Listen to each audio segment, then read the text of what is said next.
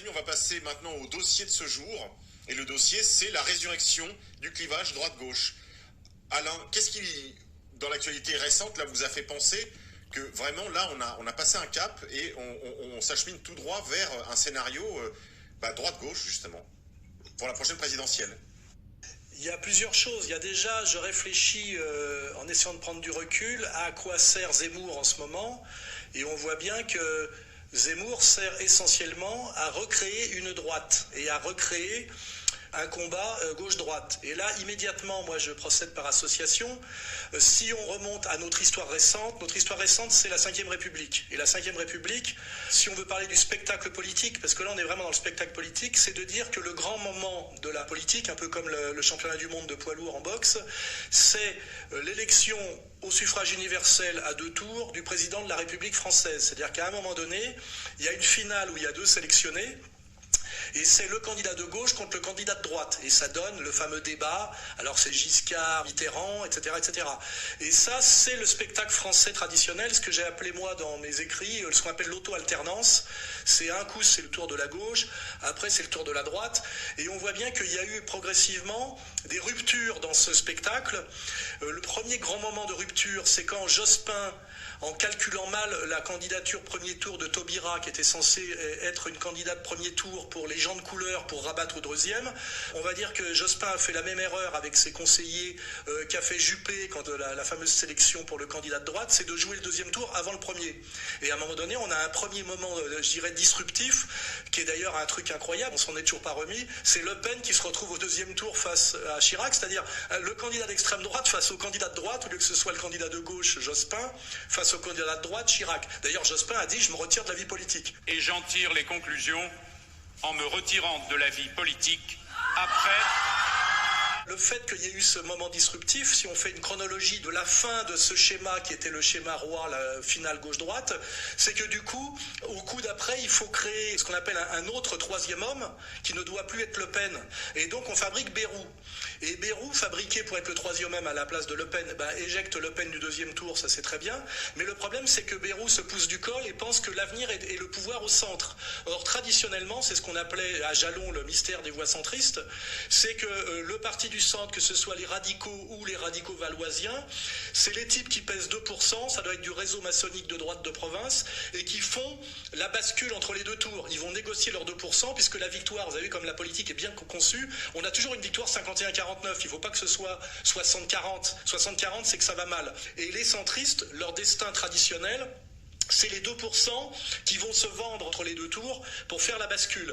Mais avec Bayrou et le MoDem, on a la tentative de créer un nouveau truc qui serait un parti du centre, qui serait le pouvoir au centre et qui dirait il faut arrêter avec l'opposition gauche-droite. La confrontation de l'UMP et du Parti socialiste a été une confrontation stérile.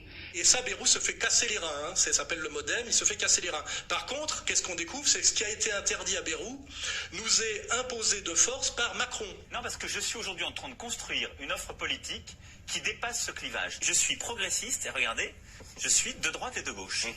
Et c'est ça le grand moment disruptif, c'est qu'à partir de Macron, on a un président au centre qui détruit à la fois la gauche, c'est la fin du PS, et la droite qui est la fin de la longue lignée et du long effondrement du gaullisme qui a fini par s'appeler les Républicains.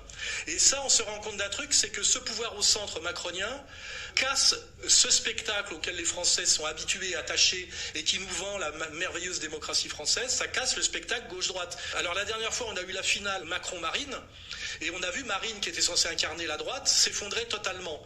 Et aujourd'hui, on a un problème encore en plus, c'est qu'on a non seulement un candidat central et centriste Macron qui a détruit l'opposition gauche-droite, mais Marine, qui devrait normalement incarner la droite, elle a tellement intégré que pour être élue, il fallait qu'elle ne soit plus d'extrême droite et que les gens qui dirigent le pays n'aiment pas l'extrême droite, qu'elle ne fait que donner, pour essayer de se rapprocher du pouvoir, des gages de gauche chaque jour un peu plus. Et encore aujourd'hui, elle est la candidate féministe anti-zémourienne. Je suis dérangée par la vision qu'il a que la femme en fait est un attribut de l'homme. Il ne leur accorde pas la légitimité naturelle qu'elle doivent avoir.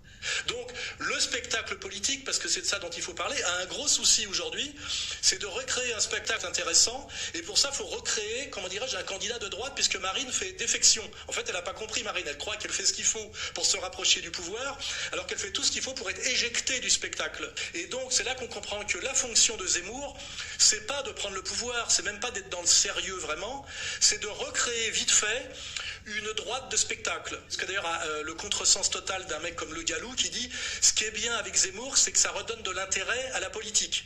En fait, il oublie un mot, c'est que ce qui est bien avec Zemmour, c'est que ça redonne de l'intérêt au spectacle politique gauche-droite. Et là, se pose la question fondamentale, c'est de quelle gauche parle-t-on et de quelle droite parle-t-on?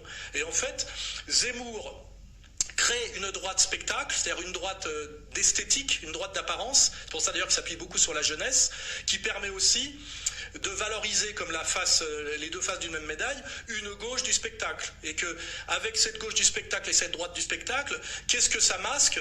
Ça masque la réalité du pouvoir central macronien qui n'a rien à voir avec une opposition gauche-droite. Macron, c'est en même temps, il est et de gauche et de droite, on l'a très bien compris, mais il est surtout de la droite du capital et de la gauche sociétale, puisque en fait, c'est des travelots invités au spectacle de la Banque Rothschild, c'est ça l'Élysée. Et c'est tout ça qu'il faut en ce moment décortiquer pour comprendre tout ce qui se passe en ce moment, notamment avec le phénomène Zemmour, mais aussi pourquoi l'écologie est-elle autant aidée aujourd'hui, alors qu'elle est quand même fondamentalement, quand elle se présente comme décroissante, c'est bizarre que la droite du capital favorise une gauche décroissante, etc., etc. Et je pense que le rôle qu'on a, nous, à Égalité et Réconciliation, c'est pas de dire pour qui il faut voter, ou c'est gentil, méchant, etc., c'est de bien faire une leçon de politique générale sur comment fonctionne le spectacle politique, qu'est-ce qu'on appelle la gauche, qu'est-ce qu'on appelle la droite, et est-ce qu'il n'y aurait pas plusieurs gauches et plusieurs droites? Ça, c'est l'origine d'Égalité et Réconciliation, gauche du travail, droite des valeurs, contre le spectacle libéral-libertaire. La question, c'est pas de savoir si on est de gauche ou si on est de droite, c'est de comprendre aujourd'hui qu'il y a une gauche du travail qui est le contraire de la gauche bobo, et qu'il y a par ailleurs une droite des valeurs qui est le contraire de la droite financière. Et en fait, le Front National, c'est l'union sacrée de la gauche du travail et de la droite des valeurs contre un système qu'on appelle le système, qu'on appelle l'UNPS, que moi j'appelle l'Empire, par exemple, et qui est en fait l'union sacrée de la gauche bobo et de la droite financière. Et c'est le couple Sarkozy-Carla Bruni, je veux dire, c'est accompli comme sous l'Ancien Régime par un mariage à la fin.